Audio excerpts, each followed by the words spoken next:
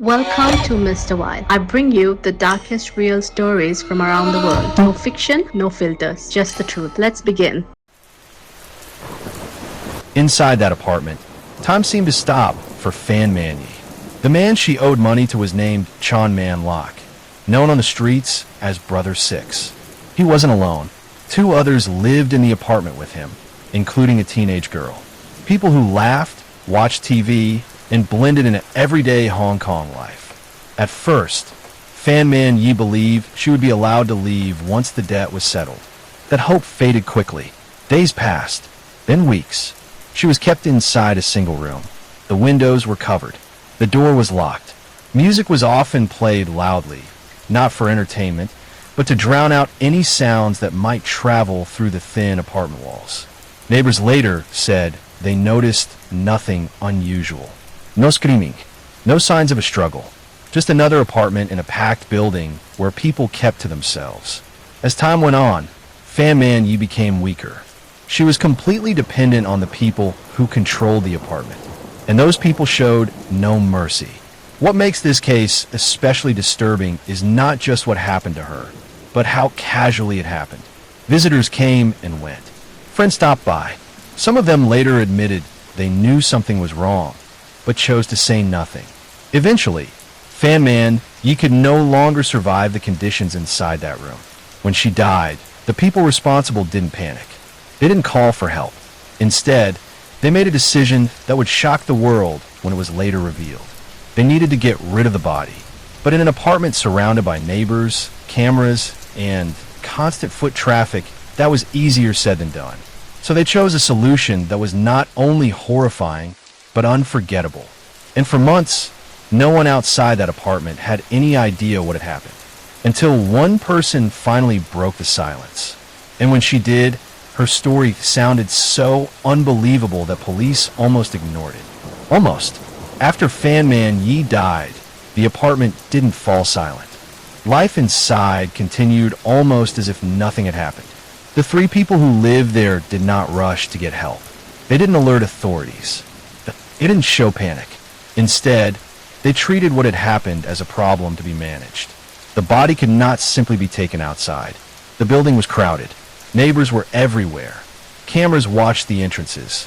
Carrying anything suspicious would raise questions. So they stayed inside. Over the next few days, the apartment became something else entirely. A place where normal rules no longer applied. The people responsible began making decisions that showed just how detached they had become from reality. Friends continued to visit. Music continued to play. Laughter was heard through the walls. And somewhere inside that same apartment, they were slowly erasing any trace that Fan Man Yi had ever been there. What they kept, however, was one specific part of her. Not for evidence, not a panic, but for reasons that still disturb investigators today. They placed it inside a children's stuffed toy, a bright, harmless-looking Hello Kitty doll. For weeks, that toy sat inside the apartment like any other object. No one who walked past it would have suspected what it contained. It blended in perfectly, just another piece of clutter in a small Hong Kong flat. And that's what made it so terrifying. Months passed. The city moved on. The building stayed full. No missing person report triggered an immediate search. No neighbor came forward, until one person, someone who had lived inside that apartment, finally reached a breaking point. She was young. She was scared, and she knew that what she had seen would never leave her. When she finally walked into a police station, she didn't expect to be believed. And at first, she wasn't, because what she described sounded impossible. But it was about to lead police straight to one of the most shocking crime scenes Hong Kong had ever seen. When the teenage girl stepped into the police station, she looked nervous, exhausted, and unsure if she should even be there. She told officers that she could no longer live with what she had seen and done, and that she needed to tell someone the truth before it destroyed her completely. What she described sounded less like a crime and more like a nightmare. And the officers listening initially assumed they were dealing with exaggeration, confusion, or an attempt to seek attention. Her story was almost impossible to believe. She claimed that months earlier, a woman had been held inside an apartment on Granville Road, that the woman had died there, and that the people responsible had calmly continued living in the same space afterward. She explained that the body had been dealt with inside the apartment, piece by piece, and that one part had deliberately been kept behind. When she said it had been hidden inside a Hello Kitty stuffed toy, the officers exchanged looks. The detail felt absurd, almost mocking, and it was the moment when many of them mentally dismissed her entire statement. But something about her demeanor gave them pause. She wasn't dramatic. She wasn't emotional in the way people often expect. Instead, she spoke quietly, as if repeating something she had already gone over in her head hundreds of times. She gave exact directions. She described the layout of the apartment. She named the people who lived there. Eventually, the officers decided that even if the story was unlikely, it was specific enough to check. When they arrived at the apartment, nothing immediately stood out. It looked exactly like countless other flats in the city. Small, cluttered, ordinary. There were no obvious signs of violence. No smell, no visible blood. For a moment, it seemed as though the girl's story might fall apart right there. But as investigators searched more carefully, small details began to surface. Stains that had been scrubbed too thoroughly. Items that didn't belong. Trash bags that had been sealed and hidden away. And then, exactly where the girl said it would be, they found the stuffed toy. Inside it was proof that could not be explained away. At that moment, the entire tone of the investigation changed. The officers realized they were standing inside the aftermath of a crime far more disturbing than they had imagined. One that had unfolded slowly, deliberately, and right in the middle of one of the busiest cities in the world. And this was only the beginning of what they were about to uncover. When the case went to court, the entire city watched in shock. The details were hard to listen to. Even hardened investigators were disturbed by what they uncovered. The defendants showed little emotion. One detail stood out above everything else. The decision to hide a human skull inside a child's toy. It became a symbol of the case. A reminder of how cruelty can exist in the most unexpected forms. In the end, the three main suspects were convicted, but many people felt uneasy, not because justice wasn't served, but because of how long it took for anyone to notice something was wrong. Today, the Hello Kitty murder is still talked about in Hong Kong, not just because of how brutal it was, but because it happened in plain sight. A crowded city, a busy building, neighbors on every side, and yet, for weeks, no one stepped in. This case is a reminder that sometimes the most terrifying crimes don't happen in dark alleys or abandoned places. They happen behind ordinary doors. If you found this story unsettling, that's because it should be. And if you're hearing this before going to sleep tonight, just remember how close danger can really be. After hearing what happened in Hong Kong, it would be easy to believe that crimes like that only happen in big cities, hidden inside crowded buildings where no one pays attention to anyone else.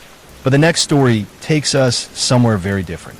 At the time Elizabeth Hayward disappeared, her name barely made the news. She lived on the margins of society, and in the eyes of many, that made her disappearance easier to ignore.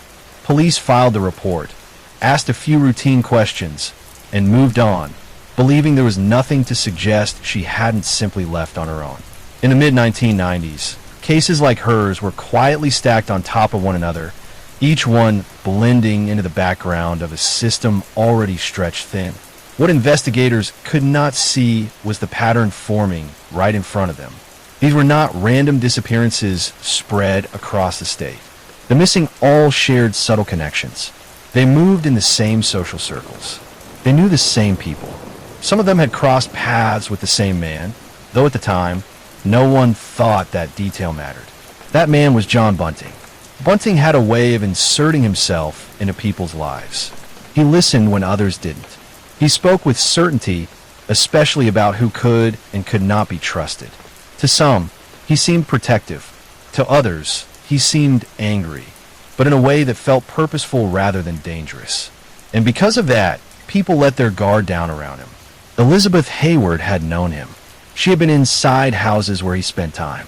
She had been part of conversations that, in hindsight, carried a strange undercurrent of control and judgment. But at the time, There was nothing openly threatening about it. Just talk, opinions, complaints about how the world worked. When she vanished, no alarm bells went off. Her disappearance fit too neatly into expectations, and that assumption allowed something far worse to continue undisturbed. Because Elizabeth Hayward was not the first person to be targeted, and she would not be the last. And while police were closing files and moving on, a small group of people was quietly discovering just how easy it was to make someone disappear as long as no one believed their life was worth searching for. John Bunting didn't force his way into people's lives. He didn't threaten them or scare them at first. What he did instead was far more effective. He listened, he paid attention, and he told people exactly what they wanted to hear at the moment they were most vulnerable. He spoke often about morality, about protecting the innocent, especially children. He talked about how society was broken, how dangerous people were allowed to walk free, and how the justice system was too weak to stop them. To someone already angry or frustrated with the world, his words didn't sound extreme. They sounded reasonable, necessary even. Over time, those conversations became more pointed. Names were mentioned. Stories were shared. Bunting framed certain individuals as predators hiding behind normal lives, people who were beyond saving. And once someone accepted that idea, once they truly believed another human being was pure evil, everything that followed became easier to justify. What made Bunting so dangerous was how calm he was. He didn't rant. He didn't lose control. He spoke with confidence and certainty, as if he had already decided where the moral lines were drawn. And once he did, anyone who disagreed wasn't just wrong. They were complicit. Slowly, a small group formed around him. People who trusted him. People who relied on his approval. Some of them were dealing with addiction. Some were struggling financially. Some were simply looking for a sense of belonging. Bunting offered all of that, wrapped in a shared mission that made them feel important. Loyalty became everything. Questioning him meant questioning the cause. Walking away meant turning your back on what he claimed was justice. And in that environment, doubt didn't last long. It was replaced by obedience. By the time the first killing occurred, the group no longer saw themselves as criminals. They saw themselves as enforcers, as people doing what the authorities wouldn't. And that belief, once cemented, removed the last remaining barrier between thought and action. From the outside, they still looked ordinary. They went shopping. They socialized. They blended in without effort.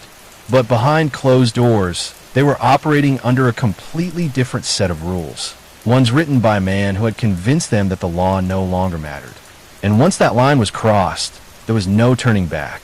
What made these killings especially chilling was how routine they became for the group. There was no panic afterward, no frantic attempts to undo what had been done. Each step followed the last with an almost methodical calm, as if they were completing a task rather than ending a life. The barrels were chosen because they were practical, easy to move, easy to hide, and once sealed, easy to forget about. Chemicals were added not out of impulse, but because someone had already thought through the consequences. Transporting the barrels was done carefully, often at night, using vehicles that would not draw attention. The abandoned bank in Snowtown was the perfect location. It was solid, quiet, and overlooked. The vault, once meant to protect valuables, now served a far darker purpose. Heavy doors, thick walls, a space no one had reason to enter, and so the barrels were stacked inside, one after another. Years passed. The town went on with its routines. People walked past the building every day without a second glance. Children rode bikes nearby. Locals chatted about weather and crops, unaware of what was locked behind that vault door. Even when rumors occasionally surfaced about strange smells or suspicious activity, they were brushed aside. In a place like Snowtown, it was easier to assume nothing was wrong than to imagine something unimaginable. Meanwhile, the group continued living their lives. They argued, laughed, formed relationships, and went about daily business as if nothing had changed. The murders were not spoken about openly, but they were always present, hanging over every interaction, binding the group together through shared guilt and fear. What's most disturbing is that the barrels did exactly what they were meant to do. They hid the truth completely. No missing persons search led there. No random inspection uncovered them. The victims remained invisible, reduced to silence in a locked vault, while the people responsible grew more confident with every passing year. It wasn't until a single unrelated lead pulled police toward that abandoned building that the illusion finally began to crack. Once the first barrel was opened, the scene shifted instantly from a routine follow-up to something far more serious. The officers on site realized they were no longer dealing with a single crime, but with evidence of something systematic and deliberate. The building was sealed off, forensic teams were called in, and the quiet rural town of Snowtown was suddenly flooded with police vehicles and investigators. As more barrels were opened, the scale of the crimes became impossible to ignore. Each one confirmed the same grim pattern. These were not accidents. They were not crimes of passion. They were the result of planning, cooperation, and time.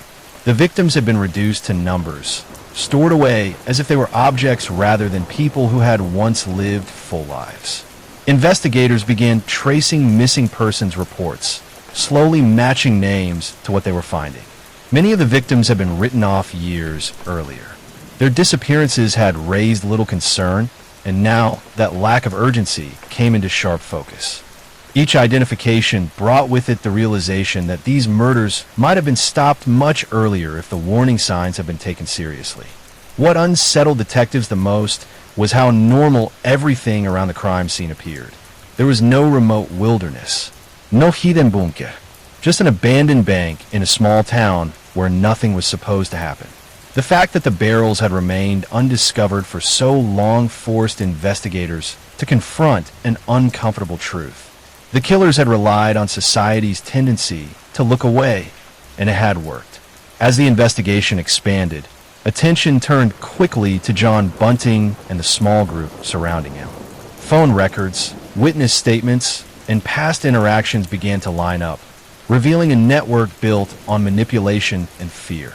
One by one, the people involved were identified, and the image of a lone killer collapsed into something far more disturbing.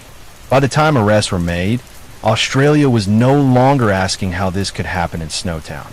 They were asking how it could happen anywhere. Because what this case revealed was not just the presence of extreme violence, but how quietly it could grow when no one was looking, and how easily it could hide in plain sight for years without being challenged. The arrest sent shockwaves across Australia.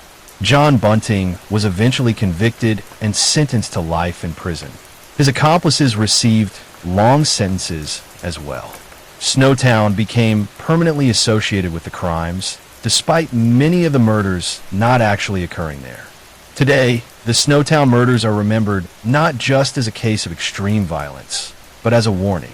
A reminder of how manipulation, fear, and blind loyalty can turn ordinary people into participants in unimaginable acts. And how some of the darkest crimes don't happen in secret places. They happen quietly, while everyone else goes about their day. On December 30th, 2000, the Miyazawa family went to bed in their home in Setagaya, a quiet residential area of Tokyo. The family consisted of 4 people, a father, a mother, and their 2 young children. Nothing about that night stood out. The neighborhood was peaceful. The house sat near a park. Trains passed in the distance, but that was normal. Inside, the family followed their usual routine, completely unaware that someone else was already nearby. At some point late that night, an intruder entered the house, and by morning, every member of the Miyazawa family would be dead. What investigators struggled to understand was the mindset required to do something like this, and then remain behind as if nothing urgent had happened. The killer moved through the house calmly, deliberately, and without any visible concern that someone might return or that neighbors might notice unusual activity. He treated the home less like a crime scene and more like a temporary shelter, a place where he felt comfortable enough to slow down rather than rush away. In the kitchen, he prepared food and ate it at the table, leaving behind wrappers and dishes that would later be carefully collected as evidence. In another room, he sat down at the family's computer and browsed the internet, interacting with a device that still held the daily routines and private moments of the people he had just killed. In the bathroom, he washed himself, changed clothes, and discarded items in the trash, unknowingly or perhaps carelessly providing investigators with fingerprints, DNA, and fibers. When police entered the house the next morning, they immediately sensed that this was not a typical break-in or rushed attack. The scene told a very different story. Bloodstains showed clear movement patterns. Footprints indicated the killer had walked freely from room to room. Nothing suggested panic or haste. Instead, everything pointed to someone who believed they had time. For investigators, this should have been a rare advantage. Criminals almost never leave behind this much usable evidence. Fingerprints were recovered from multiple surfaces. DNA samples were collected from skin cells, bodily fluids, and personal items. Even the food scraps offered potential clues. It felt, at first, like the case would move quickly. But when the evidence was processed, nothing matched. The fingerprints did not appear in Japanese criminal databases. The DNA profile did not align with any known offender. Clothing fibers traced back to brands not commonly sold in Japan. Every piece of evidence answered one question while raising several more. The killer had left behind nearly everything except his identity. And that contradiction became the most haunting part of the case. A man who acted with such confidence, who stayed behind long enough to relax, and who left evidence everywhere, should not have been able to disappear so completely. Yet somehow, despite all the clues scattered throughout the house, he stepped back into the world and vanished without a trace. As investigators would soon realize, this was not just a brutal family murder. It was a crime that challenged everything they believed about evidence, certainty, and how close the truth really needs to be in order to remain out of reach. As the investigation moved forward, the sheer volume of evidence became both a gift and a curse. On paper, this should have been one of the easiest murder cases in modern Japanese history to solve. Investigators weren't chasing vague descriptions or unreliable witness accounts. They had physical proof of the killer's presence in nearly every room of the house, preserved in a way that almost felt intentional. Forensic teams worked methodically, cataloging every print, every fiber, every grain of sand. The footprints and blood revealed the killer's movements, showing where he paused, where he walked, and where he lingered. The DNA profile was unusually clear, allowing scientists to make educated conclusions about his ancestry, something rarely possible with such confidence at the time. Even his clothing told a story, pointing toward brands and materials more commonly found outside Japan, suggesting he may have traveled extensively or arrived from abroad. And yet, each breakthrough ended the same way. The databases came back empty. No prior arrests, no criminal history, no matching records from Japan or any country willing to share information. It was as if the killer existed just outside the systems designed to catch him. Close enough to leave traces everywhere, but distant enough to remain invisible. Police followed leads across prefectures and borders. They interviewed thousands of people. They reconstructed timelines down to the minute. At one point, investigators even theorized that the killer may have deliberately chosen Japan because of its lower rate of violent crime, believing it would delay suspicion and widen the window for escape. Years passed and technology improved.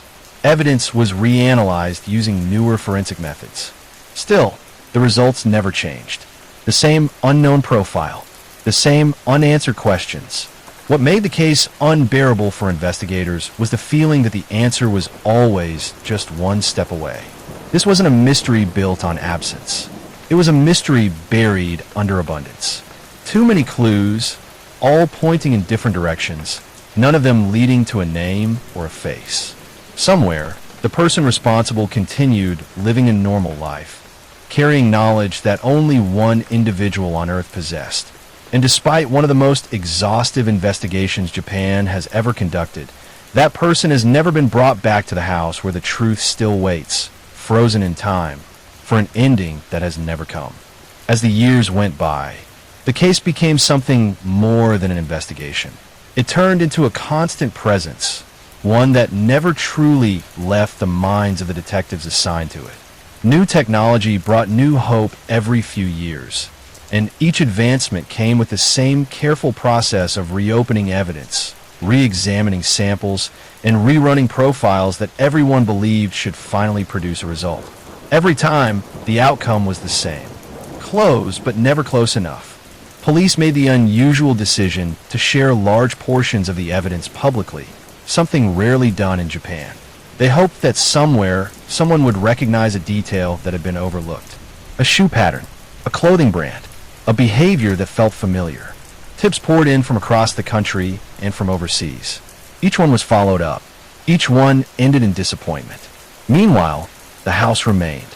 It stood quietly in the neighborhood, unchanged, as if frozen on the morning it was discovered. For years, it was left untouched, not renovated, not demolished, preserved as both a crime scene and a reminder. Some officers believed keeping it intact would make it easier to catch the killer if he ever returned. Others believed it was simply too painful to erase what had happened there. For the family's relatives, time brought no relief. There were no answers to soften the loss, no resolution to bring peace. Every passing year only deepened the question of how someone could do this and then disappear so completely. For neighbors, the knowledge was even more unsettling. The killer had not rushed. He had not panicked. He had stayed long enough to rest, to eat, to feel comfortable. And then he had walked back out into the world, blending in seamlessly. That realization changed how people saw their own sense of safety. Doors were locked more carefully. Windows were checked twice. And yet, none of that erased the thought that the person responsible had once stood exactly where they were standing, unseen and unrecognized. The case never truly went cold. It simply stayed suspended in time, waiting for the one missing piece that would finally turn an overwhelming amount of evidence into a single name and give the Miyazawa family the ending they were denied. Today, the Setagaya Family Murder remains one of Japan's most disturbing unsolved cases. Not because of what was done, but because of how easily it could have been solved. The killer left behind more evidence than most criminals could in a lifetime. And yet, more than 2 decades later, no one knows his name, where he came from, or where he went. Somewhere, someone knows something. And until that final piece falls into place, the Miyazawa family's home stands as a reminder that even in one of the safest cities in the world, a single night can change everything.